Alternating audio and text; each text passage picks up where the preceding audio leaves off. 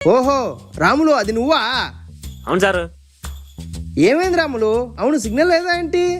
కాదు sir, data balance లేదు sir. అయ్యో, ఒక పని చేయి. మా ఇంట్లో మా తమ్ముడు హర్ష ఉన్నాడు, నేను వైఫై పాస్వర్డ్ చెప్తాను, కనెక్ట్ అయిపో. సరే సారు, చెప్పండి సారు.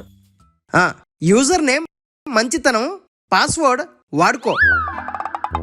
VAADUKOO. వాడుకోమని చెప్పిన తర్వాత ఎందుకు వాడుకోము?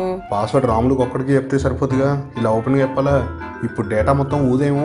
సరే గాని ఇంకెవ్వరికి పాస్వర్డ్ చెప్పొద్దు. చెప్పండి సారు. సరే, చాలా టైం తర్వాత మన అపార్ట్మెంట్ మీటింగ్ పెట్టాము. అందరిని ఇలా చూడడం చాలా సంతోషం. ఒకసారి అందరం పలకరించుకుందామా? హలో.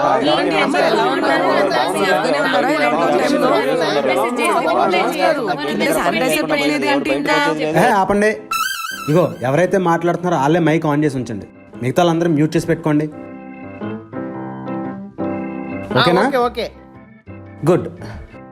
నేను ఈ మీటింగ్ పెట్టడానికి ముఖ్య ఉద్దేశం ఏంటంటే, దివాళీ రాబోతుంది. ఈ ఇయర్లో పండగలు తెలిసి తెలియకుండానే అయిపోయాయి.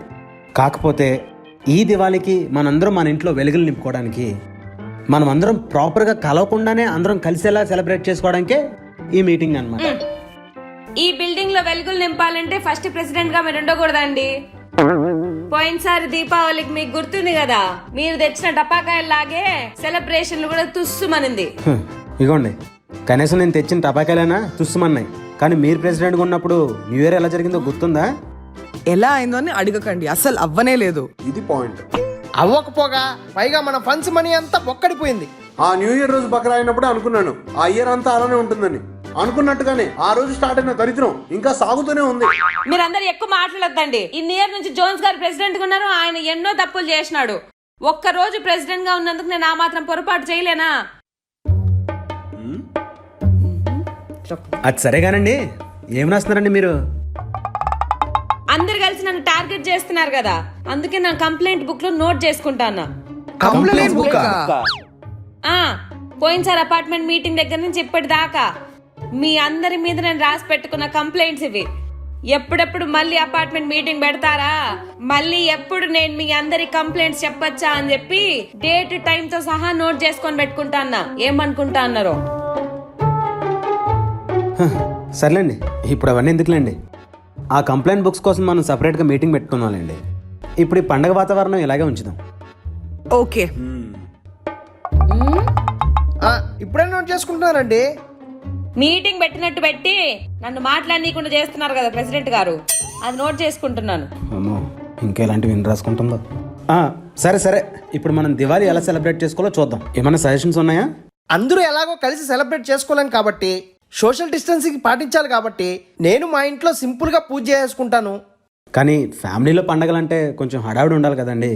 ఏం హడావిడండి, మా ఆవిడికి పట్టు చీర కొనిచ్చాలనుకుంటున్నాను, అది కొనిచ్చేస్తే సరిపోతుంది. ఏంటన్నయ్య మీరు 2 ఏళ్ళు ఇంకా పట్టు చీర కొనలేదా? ఎన్ని కొత్త మోడల్స్ వచ్చినాయి. మా ఆవిడ సైడ్ నుంచి కూడా మీరే కంప్లైంట్ చేయాలండి. సరే ఆగండి, మీరు చెప్పండి గౌతమి గారు. అనవసరమైన క్రాకర్స్ కొంటే ఎయిర్ పొల్యూషన్, టాని పేలిస్తే నాయిస్ పొల్యూషన్, దీని వల్ల నా టామీకి ఇరిటేషన్, అవసరమయ్యే యాజిటేషన్. అవును టామీ, అదే చెప్తున్నా. ఓకే, రఘు గారు మీరేమంటారు? మనం ధూమ్ ధామ్ గా చేసుకుందాం అనుకునే ప్రతిసారి దుమ్ము ధూళి తప్ప ఏం మిగలలేదు. పైగా బయట అసలే రోజులు బాగాలేదు, ఏదైనా అవరాధన ఏమైనా అయితే అందుకే ఎప్పుడు ఈ పొగలో ఈ నాయిస్ లో ఎప్పుడు సెలబ్రేట్ చేసుకునేది. ఈ ఇయర్ అయినా కాస్త ప్రశాంతంగా ఎకో ఫ్రెండ్లీగా సెలబ్రేట్ చేసుకుందాం. మనకేమైనా రోజు టపాకాయలు కాల్చడం ఇష్టమా అండి? ఏదో పండగలప్పుడు 4 టపాకాయలు కాలుస్తాము, ఆ 4గిట్లో కూడా 2 బేలుతాయి, 2 తుస్సుమంటాయి. దాంట్లో కూడా ఏంటంటే పొల్యూషన్ అది ఇది అని. మీ అబ్బాయి అంటే చైన్ స్మోకర్ కాబట్టి మీకు పొగ బాగా అలవాటు అండి. మా అందరికి అలాంటి అలవాట్లు ఏం లేవు కదా. ఎవరిని పట్టుకొని స్మోకర్ అంటున్నారండి మీరు? ఇంట్లో మస్కిటో కాయలు పెడితేనే దాని నుంచి పొగొస్తేనే మా వాడికి పడదు, హెడ్ ఏక్ వచ్చేస్తుంది. అది దాని వల్ల వచ్చే హెడ్ ఏక్ కాదండి, సిగరెట్ దొరక్క అలా లాగేస్తుంటే కదా దాని వల్ల వచ్చే హెడ్ ఏక్. అయినా మీరెవరండి మా అబ్బాయి గురించి మాట్లాడడానికి? ముందు మీ అమ్మాయి సంగతి చూసుకోండి. ఊరికే గంతులు వేస్తుంటది, పగలు రాత్రి తేడా లేకుండా ఎప్పుడు చూడు డాన్స్ పెడతా గంతులు వేసుకున్నా ఉండకుండే ఏదైనా పనికి వచ్చే పని చేయొచ్చు కదా మీ పాప కూడా. అంటే మా ఫ్యామిలీలో స్మోకింగ్ ప్రాక్టీస్ చేయడం కంటే డాన్స్ ప్రాక్టీస్ చేయడం బెటర్ అని ఫీల్ అవుతుంటాం అండి. ఎవరన్నా మాట్లాడితే మనం మైక్ డిజేబుల్ చేసుకుంటాం, కానీ వీళ్ళిద్దరు మాట్లాడుకుంటుంటే మాత్రం స్పీకర్ డిజేబుల్ చేయాల్సి వస్తుంది. ఫస్ట్ మీ అమ్మాయిని చదువు పని దృష్టి పెట్టమనండి. ఇయర్ అంటే కోవిడ్ వచ్చి నెక్స్ట్ ఇయర్ కి దోసేసారంట. చదువు గురించి మీరే మాట్లాడాలి. ఇంకా మీ అబ్బాయి సప్లీలు క్లియర్ చేశాడా లేదా? ఇంకా ఏం చేయలేదని బయట టాక్. ఏంటండి సప్లీలు? అసలు మీకు చెప్తున్నాను, మా ఓడి దగ్గరికి అసలు రావద్దండి. ఛే, హూ, వీళ్ళని ఎలా కాదు మ్యూట్ చేసేయడం కరెక్ట్.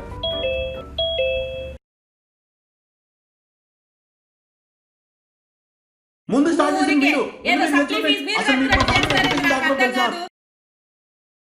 మీకు మా మీ ఫ్యామిలీ దగ్గర మాకు ఎడ్యుకేషన్ డబ్బులు బ్యాక్గ్రౌండ్ తెలుసా? పెట్టాలా? లేదు కదా. అసలు ఎంతలో మీకు చదువుకున్నా ఎందుకండి? తెలుసా? మీకు ఎందుకు ఐఏఎస్ అయిపోయింది? ఏంటి బయటికి వినిపిస్తుందా? చెప్తా ఉంటే మేము పడ్డానుకుంటున్నాం అనుకుంటున్నారేమో. అలా లేదు. మీకు బాగా అలవాటు అయిపోయింది. అంటే? ఈ మీటింగ్లో ఊరికే మా వాడిని ఏదో వాళ్ళ ఇంట్లో అరుచుకుంటుంటే ఇక్కడికి వినిపిస్తున్నాయా?